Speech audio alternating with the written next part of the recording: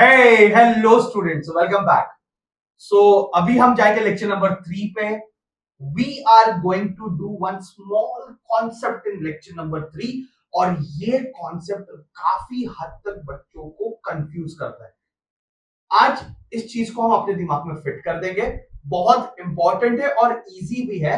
Topic का नाम है एंगल बिटवीन दी वेक्टर्स। यस, वेक्टर के बीच का एंगल, दो वेक्टर के बीच का एंगल मतलब क्या? बच्चा लोग, if I consider two vectors और दोनों का टेल कनेक्टेड है, okay, so let me consider vector A and now I am considering vector B.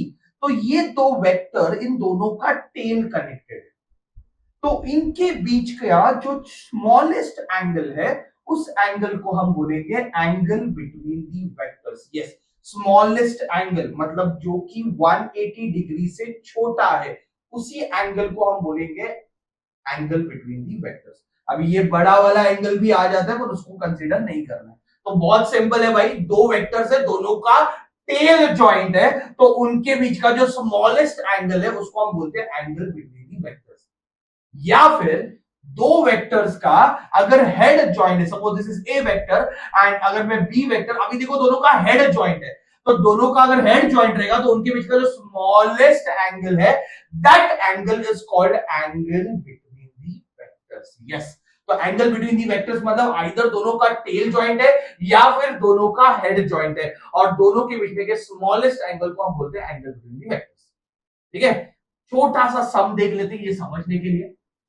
आपके सामने एक डायग्राम दिया हुआ है, पूछा है भाई find angle between P and Q, P और क्यू के बीच का एंगल फाइंड करना है, क्यू और आर के बीच का एंगल फाइंड करना है। ठीक है, बहुत इजीली हम इसको फाइंड करेंगे। Let us understand this.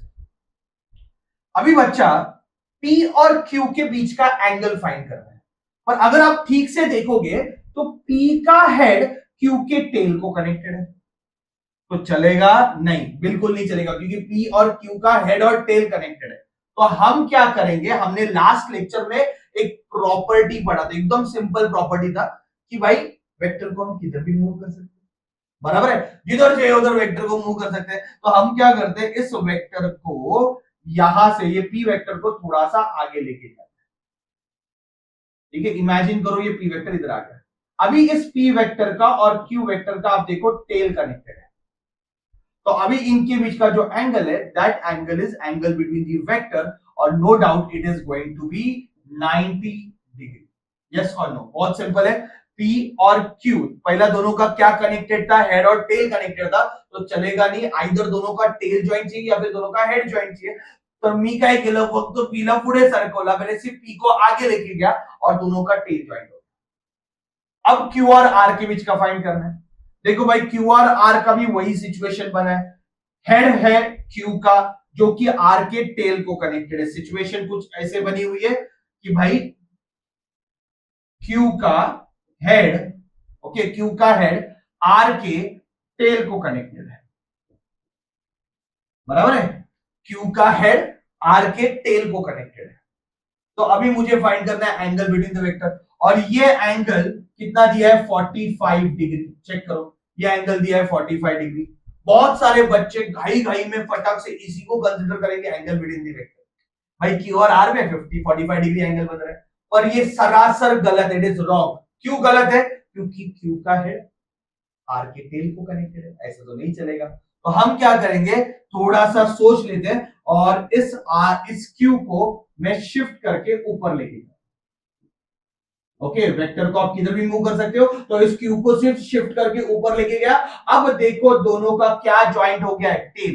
ये R और Q दोनों का टेल ज्वाइंट हुआ है, और ये जो एंगल है, this angle is called angle between the vectors. Okay, और ये थीटा प्लस 45 एक लीनियर एंगल बना रहे, दैट इज 180 डिग्री।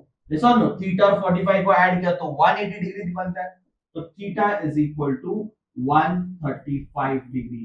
तो angle between Q and R is 135 degree. बच्चा, अगर आपने गलती से 45 लिखा वो रॉन्ग हो गया। Is it simple? बहुत सिंपल है, सिर्फ टेक्निक याद रखो भाई, दो वेक्टर के बीच का एंगल मतलब दोनों का आइदर हेड कनेक्ट होना चाहिए या फिर दोनों का टेल कनेक्ट होना चाहिए। ये बात आपके दिमाग में फिट करो। ठीक है, और हेड और टेल कनेक्टेड रहेगा तो आप वेक्टर को शिफ्ट कर लेना। ठीक है, चलो फिर आगे बढ़ते हैं। एक एक एक एग्जांपल दे देता हूं, एक मैं खुद एक एग्जांपल आपके लिए डिजाइन करता हूं।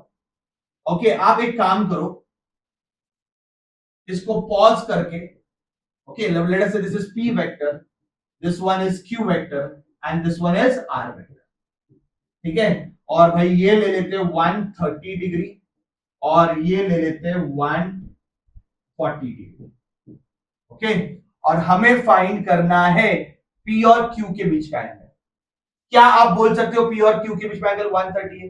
जो भी बच्चा बोलेगा 130 है, दैट इज रॉन्ग, क्योंकि p का हेड q के टेल को कनेक्टेड है, तो चलेगा नहीं। ठीक है, तो डेफिनेटली हम क्या करेंगे, q को या फिर p को शिफ्ट करेंगे। तो अगर मैं p को आगे लेके जाता हूं, अगर मैं p को आगे लेके जाता हूं, तो ये एंगल बनेगा एंगल बिटवीन दी वेक्टर। अभी ये एंगल अगर अपन थीटा ले रहे हैं, तो theta plus 130 is equal to 180, तो थीटा की वैल्यू मुझे मिलेगी 50 डिग्री। तो angle between the vector is 50 degree. Is it point clear? Very very simple. तो थीटा कितना आया? 50 डिग्री आया। Right it properly 50 degree.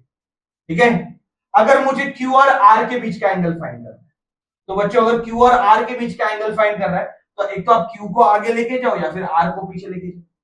Let us imagine कि मैं R को पीछे लेके आया, जैसे मैं R को ऐसे पीछे लेके जाऊंगा, क्योंकि मैं किधर भी मूव कर सकता हूं, तो R को अगर मैं पीछे लेके जा रहा हूं, तो अभी इस R, ये जो नया वाली पोजीशन है R की और Q की, इनका क्या ज्वाइंट है? हेड। दोनों का मुंह ज्वाइंट है, दोनों का हेड ज्वाइंट है। तो अभी जो एंगल बनेगा that is angle between the vector, जो कि कितना रहेगा? Theta plus 140 is equal to 180। तो theta is equal to 40 degree. Any doubt? Very very simple. तो P और Q में 130 नहीं है, मैंने P को मूव किया, ऐसे मूव किया कि दोनों का टेल ज्वाइंट हो गया। Q और R में भी 140 नहीं है, मैंने R को ऐसे मूव किया कि दोनों का हेड ज्वाइंट हो गया। ठीक है, अगर P और R के बीच का एंगल पूछा, अगर P और R के बीच का एंगल पूछा, तो थोड़ा सा ना मैं इस चीज को समझने का कोशिश करता हूं। बहुत सिंपल है, बिल्कुल डिफिकल्ट नहीं है। देखो, थोड़ा कॉन्सेंट्रेट कर देते हैं। ये अपना Q है, देखो मैं डायरेक्शन बिल्कुल चेंज नहीं कर रहा हूं। Q इस तरफ देख रहा है, तो मैंने Q ऐसे बनाया। अब मुझे बताओ P और Q में एंगल कितना बन रहा है? 50 डिग्री बन रहा है। P और Q में अगर एंगल 50 डिग्री बन रहा है, तो Q के साथ 50 डिग्री पे आपने ड्रॉ किया P, तो ये कितना है? 50 डिग्री, बराबर है। तो Q के साथ P ऐसे 50 डिग्री बना रहा है। और अगर मैं बात करता हूं, I am talking about Q का R का, तो वो कितना बना रहा है? 140। तो ये Q है, Q के साथ, सॉरी 40 बना रहा है, Q के साथ R कितना बना रहा है? 40 बना रहा है, तो R ऐसे 40 बना रहा है, तो R is making angle 40 degree. ठीक है, तो अभी मुझे बताओ P और R में कितना एंगल बनेगा? ये पूरा 50 है, ये 40 है, तो डेफिनेटली ये कितना होगा? 10 डिग्री। Is it clear? तो Q और R में एंगल कितना बनेगा? 10 डिग्री। ठीक है, तो ऐसे हम angle between the vector find कर सकते हैं। इसके ऊपर कोई एज सच सम नहीं आने वाला, ये सिर्फ कॉन्सेप्ट है आप लोगों को समझने के लिए, याद रखने के लिए। इसलिए एक अलग से लेक्चर बना है इसके ऊपर, क्योंकि बहुत सारे बच्चे मिस्टेक कर लेते हैं, बिलीव मी, मतलब छोटा छोटा मिस्टेक है। तो अभी आप स्टार्टिंग से ही चीजों को दिमाग में फिट करो। ओके, नाउ ये अगर आपको सॉल्व करना है, don't you think it's a very very simple सम? हमें क्या फाइंड करना है? F1 और F2 के बीच का एंगल फाइंड करना है। Yes, I have to find angle between F1 and F2। तो F1 और F2 में अगर मैं F1 देखता हूं और F2 देखता हूं, क्लियरली बताओ क्या दोनों का हेड ज्वाइंट है? Answer is yes. तो दोनों के बीच का जो शॉर्टेस्ट एंगल है वो एंगल बिटवीन द वेक्टर है, तो ये बन गया एंगल बिटवीन द वेक्टर। और ये कितना है? अगर मैं थीटा प्लस 37 करता हूं, तो आंसर कितना आएगा? 180, बराबर नहीं? तो थीटा की वैल्यू आएगी 180 minus 37, that is 143 degree. I hope this is very much clear. Yes और नो? तो ऐसे हम सॉल्व करते हैं angle between the vector. Done? तो बहुत सिंपल टॉपिक था आज का, मुझे आप लगता है आपको समझ में आ गया रहेगा। नहीं समझा तो थोड़ा रिमाइंड करके वापस देख लेना, बहुत सिंपल है। तो दो वेक्टर के बीच में का एंगल मतलब इट इज दैट एंगल जब दोनों का टेल कनेक्टेड है या फिर दोनों का हेड कनेक्टेड है। एज सच कोई क्वेश्चन इसके ऊपर नहीं आते डायरेक्टली, बट यस कॉन्सेप्ट समझने के लिए मैंने थोड़े बहुत छोटे मोटे न्यूमेरिकल आपके साथ कर लिए। I hope you got it, it is very very easy. और ये सारे पॉइंट्स लिख के रखो आपके नोटबुक में, see to that you are not orally सिर्फ देखते बैठे हो, कुछ नहीं होने वाला है, आराम से बैठो क्योंकि पूरा सिलेबस में कवर करने वाला हूं स्टार्ट टू एंड, हर चीज आपके साथ में इसमें डिस्कस करने वाला, जिससे आपका फिजिक्स बहुत स्ट्रांग होगा। सो डेफिनेटली आपका कॉन्फिडेंस बढ़ेगा। Okay, so I hope it is very clear. मिलते हैं नेक्स्ट लेक्चर में, अभी टोटल 3 लेक्चर हो गए, धीरे धीरे हम अपने कॉन्सेप्ट को बढ़ाएंगे। ठीक है बच्चों, थैंक यू वेरी मच।